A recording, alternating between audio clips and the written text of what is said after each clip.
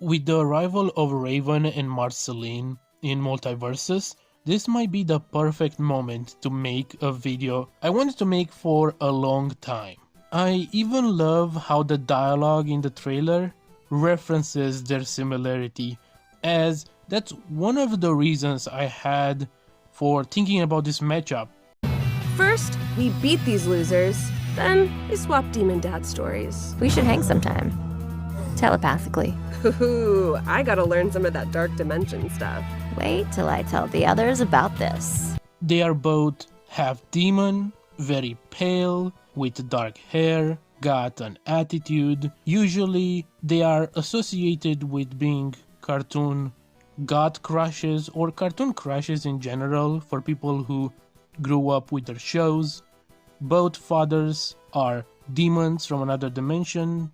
Actually, both of their fathers are literally just Satan. They both rule hell and want to destroy or rule Earth. They have daddy issues, as you might assume.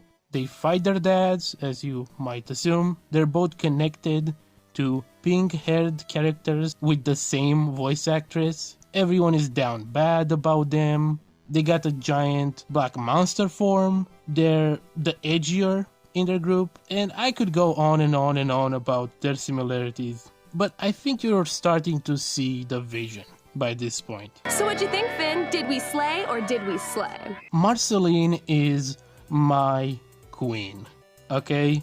Back down, you piece of gum. I'll chew your ass. Literally. Marceline is quite underrated in Adventure Time. She's at the top of the hierarchy in the series before we get into the gods and deities. She's one of the strongest characters that are in U and don't live on some sort of different dimensional plane or something like Prismo or Scarab, or even Life and Dead, who have their own realms. She is stronger than the main cast, including Finn, Jake, Pepbutt, PB, Flame Princess, Fern, Ice King, etc.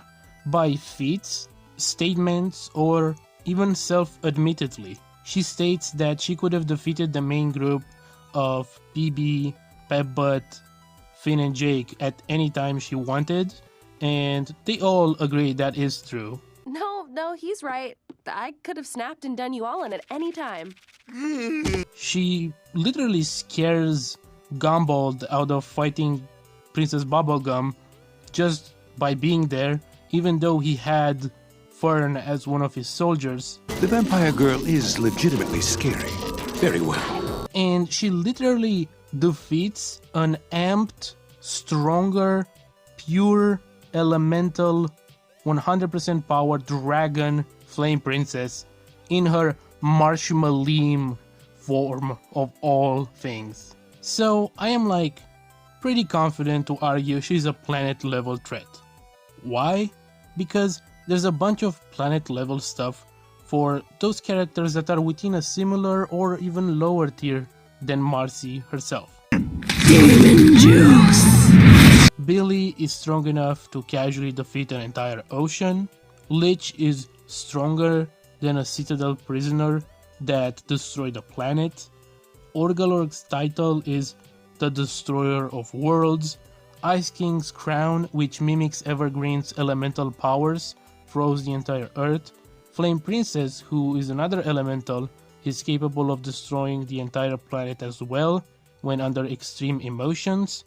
Jake's daughter can grow the size of a planet, and his father can become the surface of an entire smaller planet with his stretchy powers. And then Jake is capable of making his arm big enough to be comparable with the planet in size. And there's also the Dead Worlds, which are at least planet-sized, and 4 Undertakers can completely destroy them in one attack. And in the comics, which I don't necessarily consider canon, but I use them as supporting evidence, Billy fought an entire solar system. Finn and Jake can break to a sack that was strong enough to hold the entire planet within it. They fight a monster that Bimo couldn't beat even with a mech suit that can lift the moon, and Finn kisses Desert Princess, who is large enough to fill in the crater. This isn't impressive, I just thought it was funny to bring up.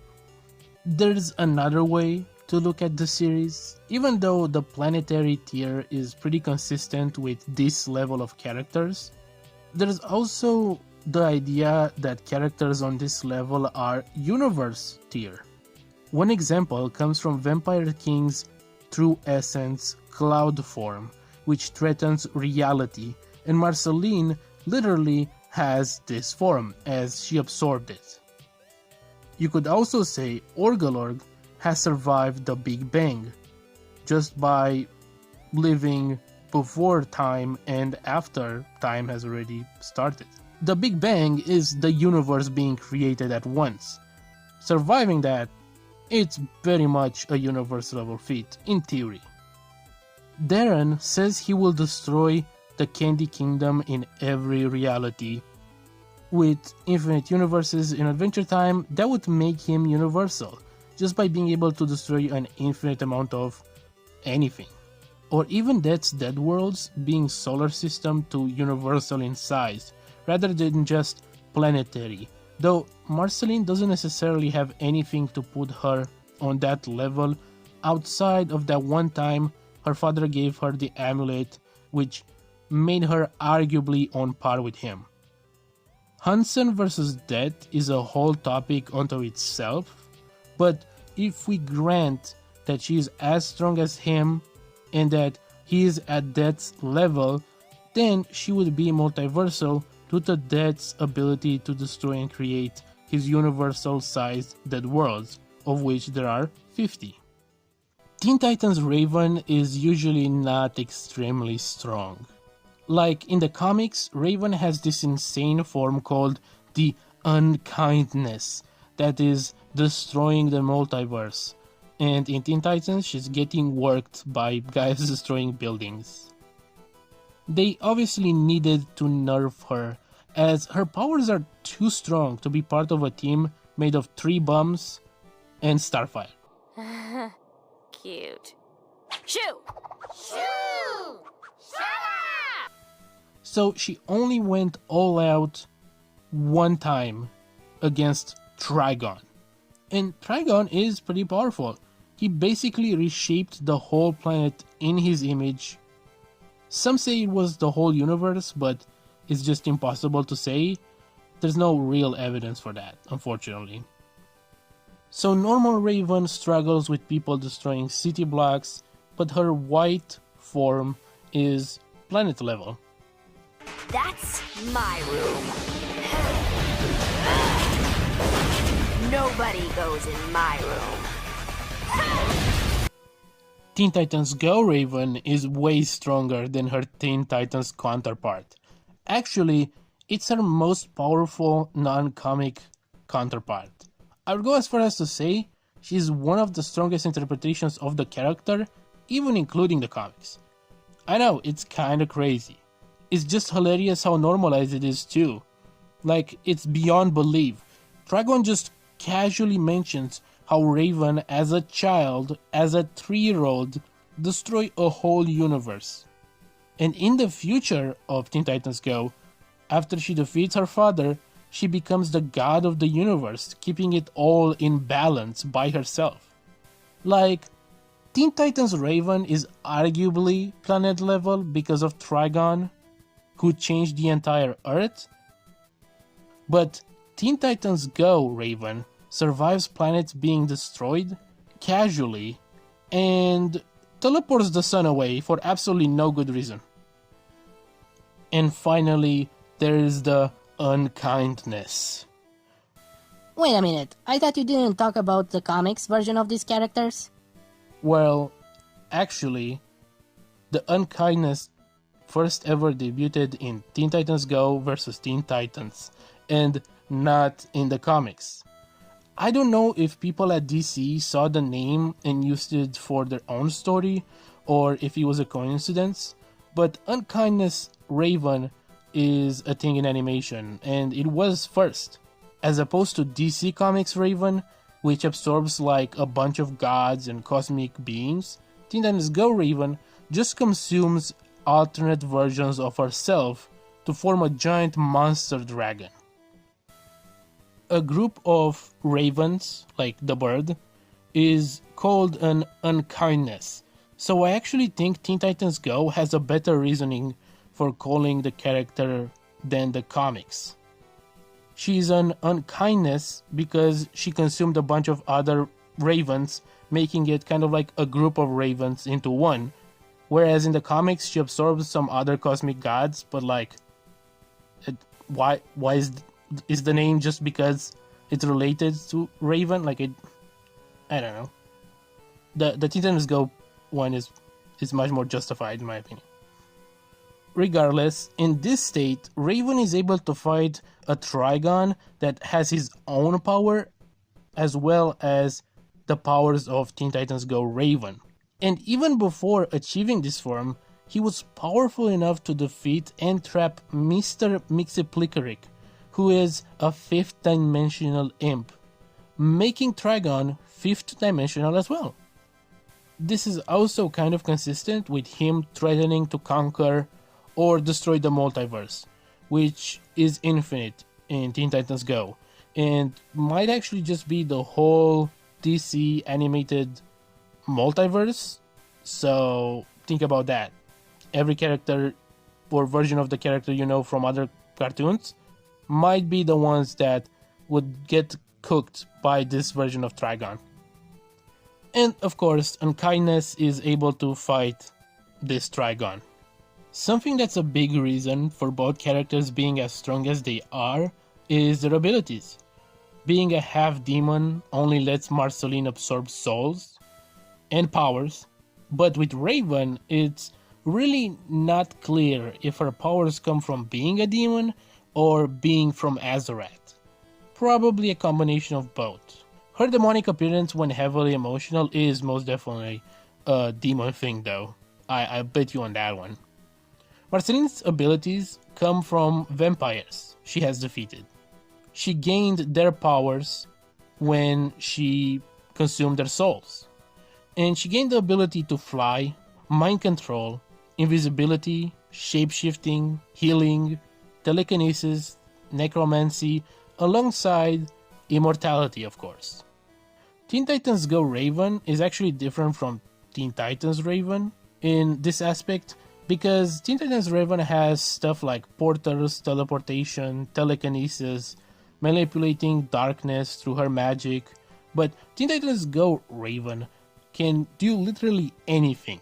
I'm not even joking. She has like 100 different abilities and it all boils down to her magic is basically reality warping.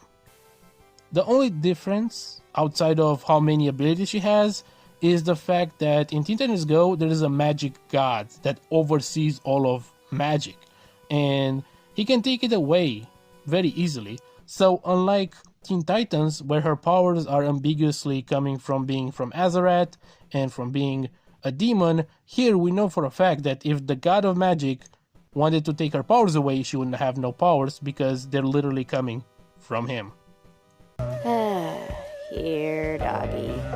Here, doggy, doggy. So the matchup could go a number of ways depending on which version of these characters you are talking about. Regular Teen Titans Raven is way too weak to do anything to Marceline. She just doesn't measure up. Peak Teen Titans Raven, at her best, is still weaker than Marceline. She's barely planet level based on fighting Trigon, whereas Adventure Time has a bunch more feats and statements to make it consistently planet level. Teen Titans Go Raven is stronger than Marceline, just based on her being a universal threat as a 3-year-old.